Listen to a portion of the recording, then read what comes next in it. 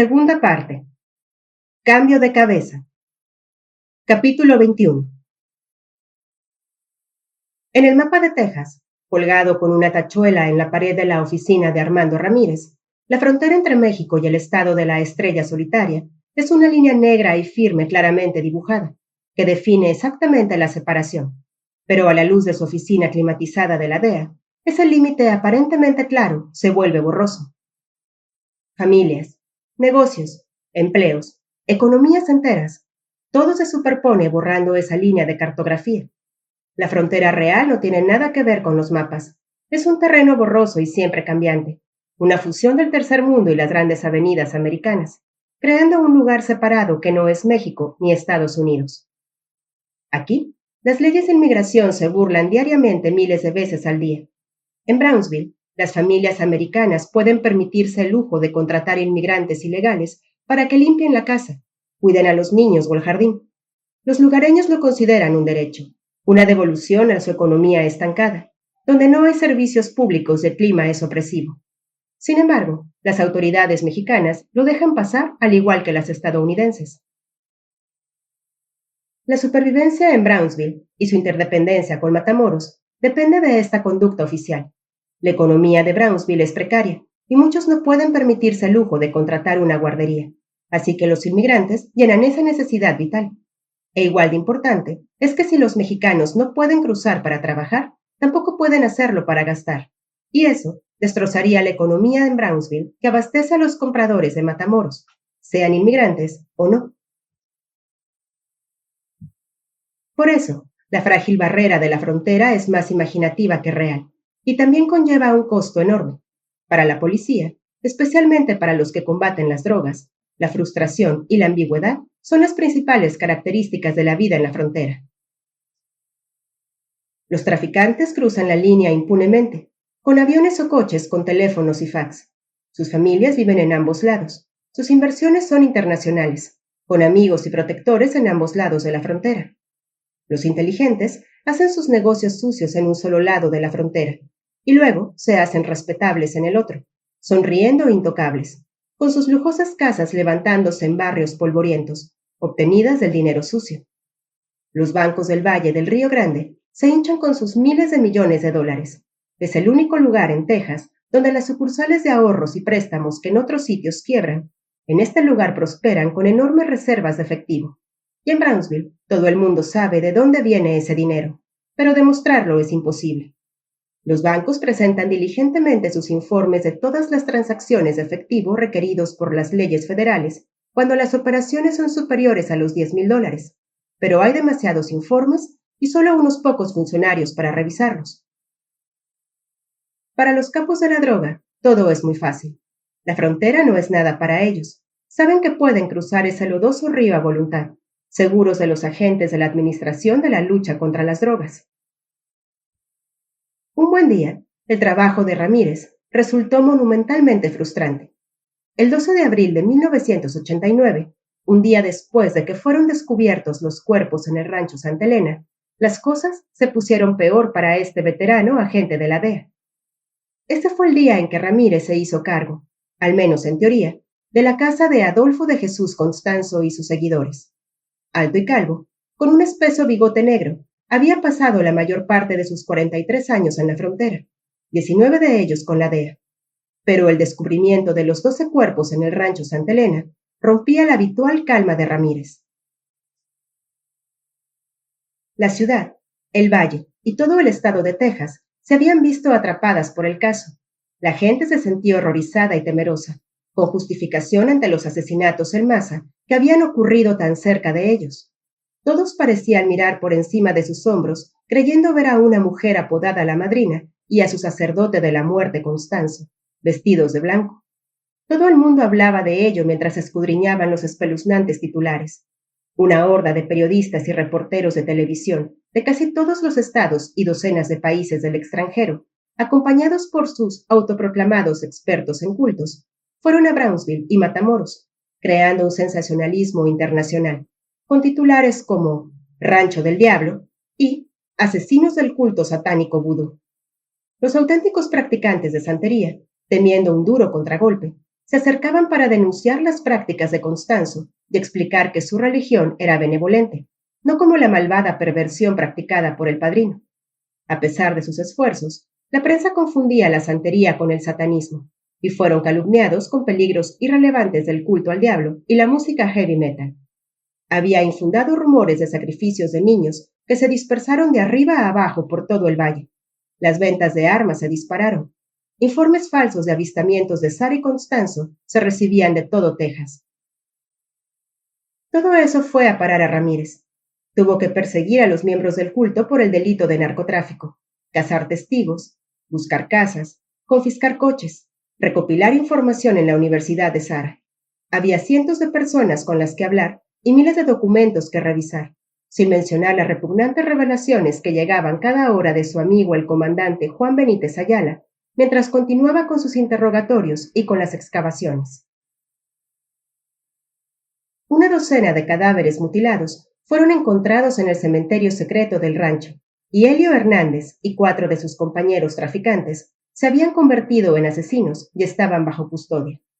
Ramírez sabía que el comandante estaba haciendo su parte, reconstruyendo la operación de tráfico de drogas del culto en Matamoros, pero sabía que investigar los negocios de los Hernández en el lado estadounidense también era crucial. Existía la posibilidad de que Constanzo o alguno de sus seguidores trataran de esconderse en suelo estadounidense, y Ramírez tenía la responsabilidad de encontrarlos.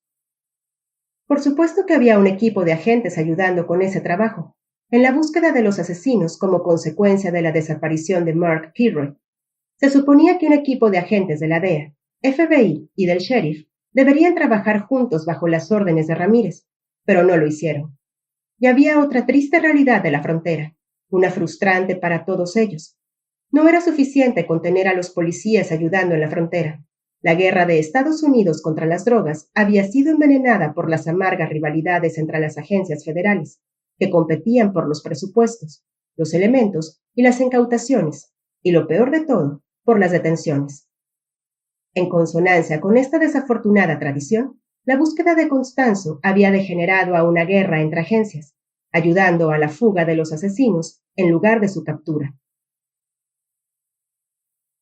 La rivalidad y la enemistad eran principalmente notorias entre la agencia antidrogas y el equipo a cargo de la búsqueda. Los dos organismos necesitaban colaborar si el caso del culto de Matamoros trascendía la frontera hacia Estados Unidos.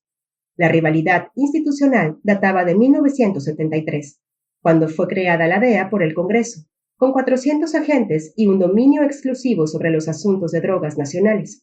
Hasta entonces, esa misión era jurisdicción de la aduana, y todos los agentes vieron a la DEA como violadores de su territorio y como subalternos que no habían ganado su lugar, mientras los agentes de la DEA veían a sus contrapartes aduanales como vaqueros incompetentes que carecían de habilidad para armar los casos contra los principales narcotraficantes. El caso del culto alimentó estos sentimientos negativos. Para los agentes de aduanas, de nueva cuenta, la DEA estaba usurpando sus funciones, arrebatando el caso a quienes lo habían investigado buscando a Mark Kilroy, por lo que ellos eran quienes merecían el crédito y la gloria. La oficina del fiscal de Estados Unidos en Brownsville dijo lo contrario, poniendo a la DEA a cargo del caso por lo que el fiscal John Gostrel Cruz llamó razones obvias. La banda de los Hernández no había cometido ningún homicidio en territorio estadounidense, solo habían hecho transacciones de drogas, y la DEA, y no aduanas, es la que tiene jurisdicción sobre la investigación de este tipo de casos.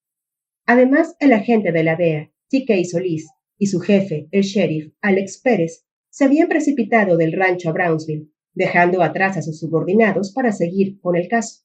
Los 3 hombres organizaron una precipitada rueda de prensa en los escalones del Palacio de Justicia del Condado de Cameron.